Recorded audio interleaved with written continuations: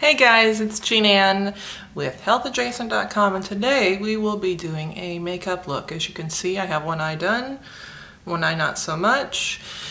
And here's the thing. This is going to be for women in their, well actually it doesn't have to be for women, boys, if you want to put this on too, that's okay with me, over 40. I am 44. That officially qualifies me as over 40. There's no pretending that I'm not over 40. So, you can see right here, let me zoom in a little bit. Actually, here's my faux zoom. I'm going to move the camera closer. You can see right here that my eyes are puffy and they're starting to come down a little bit. So I'm starting to get a hooded eye, where before my eyes were more like this. You know?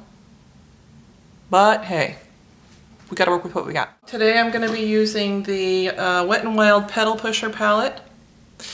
It actually has some great colors and they are really pigmented.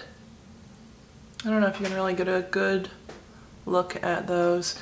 I'm gonna use purpley red tones, which is something that can be really hard to use if you have older and aging skin, particularly if you have redness, if you aren't careful about placement and technique. So we're gonna work on those. So I'm choosing difficult colors with aging eyes.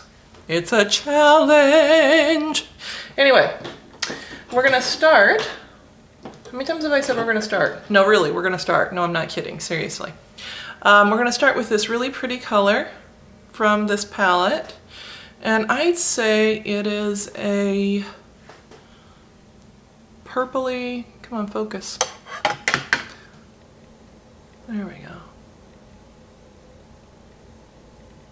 It's a purple brown color with flecks. I'm going to look in my little lighted mirror here so that I can apply this. First we're going to put this right along the base of the lid and up towards the crease.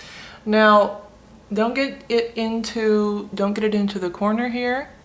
Don't get it up here. However, when you have aging eyes and you've developed a hooded lid, let me tell you something. First of all, when you put your makeup on with your eyebrows raised, it's not going to give you an accurate look at what your crease is now. So when your eyes are closed, you can see the difference. Look, a lot more real estate. Close or down, eyebrows down, not so much. Look like. So see, basically we're taking this and we're putting down sort of a base layer of color. I should mention also that I used NYX eyeshadow primer in skin color or beige or whatever the skin color one is. Now, while you don't want to put it down here in the corner, you do want to put just a little bit right here, because that's the part that is, that's swollen, not swollen. That's the part that's puffy, perpetually puffy. All right, so here we go. So we've got that done. Next, we're going to apply a brow bone color. It's this one. This is the one that I was using before. This is the brow bone color. Actually, it's not my favorite color in this palette. It's pretty kind of chalky. I don't think they do a super job with this, but we're going to use it because we have it out. And I think I just colored my eyebrow white, which is great. Now, do not put this here. If you want to put a little bit here, you're welcome to. Do not put it there. Next we're going to do the crease. I have my broke-ass Estee Lauder crease brush. Again, haven't bought a new one. I will soon. We're going to use this absolutely gorgeous color here. It's very dark. It is a dark purpley, almost black, maybe charcoal. I'd say that's more the color of Sketch. No, Sketch and Shadowy Lady Had a Baby. I'm going to tell you these, even though these are highly pigmented, which I really like, they do have some fallout, so tap and blow on your brush a little bit. We're just going to put this in the crease with our eyes open first and make a little C. Now, once that's in place, I'm gonna go like this, relax our eyebrows, finish building that out to include the new crease. Then we're gonna come over lightly, right there.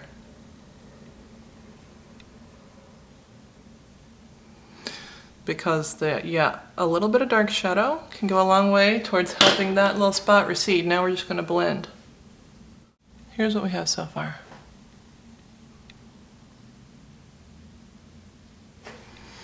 All right, now we're gonna take, I have this what am I using here? This is the Real Techniques blending brush. This is also a Real Techniques brush, and it's a detail brush. You can see how tiny that is. There's a charcoal color right here. I'm going to use that right by my lashes. By the way, I should mention these are sparkly. However, they're not super metallic. You can kind of see that they aren't super metallic. They do have a little bit of drop down in terms of glitter, which is why I put on my concealer after my eyeshadow. That's what I did here. I don't have any concealer on here. So I'm just going to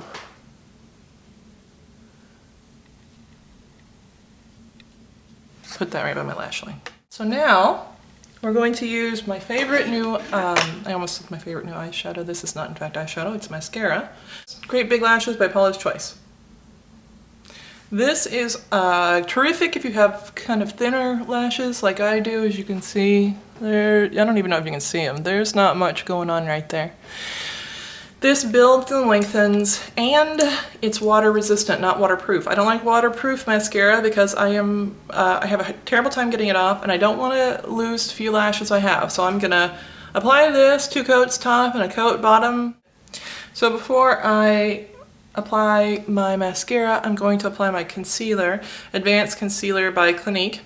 Now, this is important because we need to make sure we catch any drop down of any dark colors, as well as include a little bit here to kind of counteract the fact that we've used purple colors here. You don't want to look like you have been in a fist fight.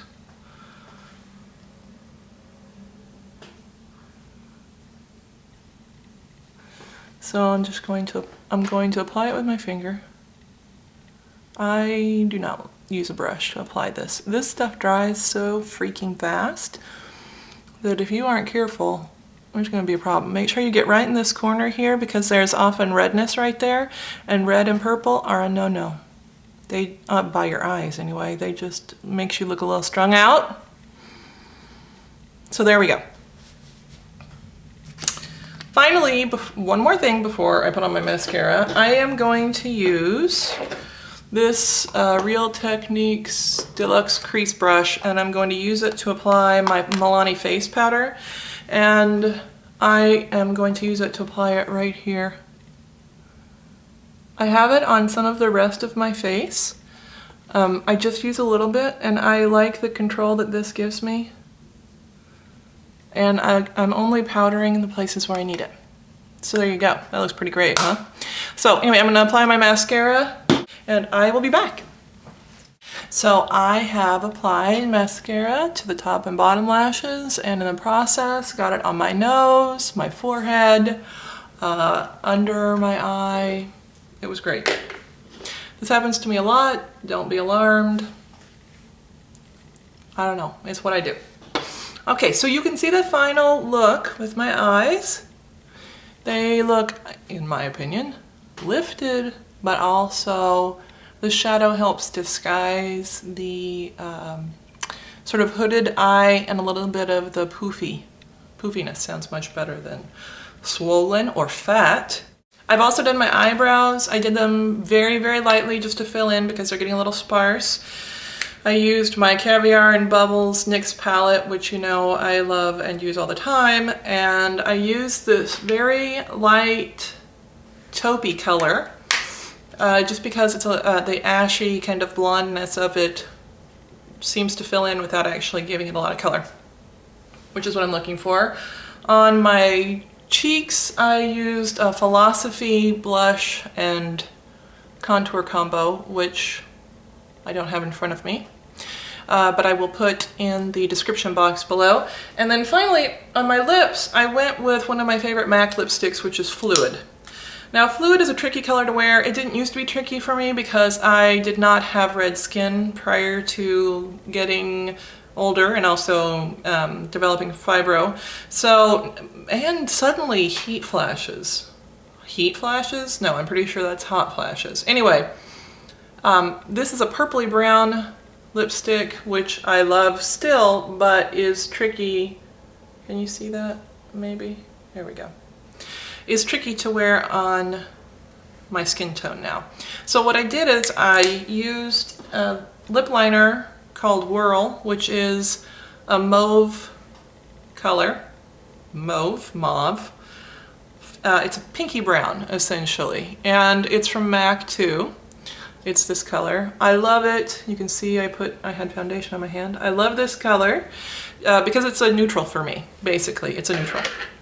Anyway, I put on that with this, and then I topped it off to make it a little more sheer with my NYX Mega Shine Lip Gloss. Here it is. Let me move closer. No, that looks creepy. Don't do that. Here it is.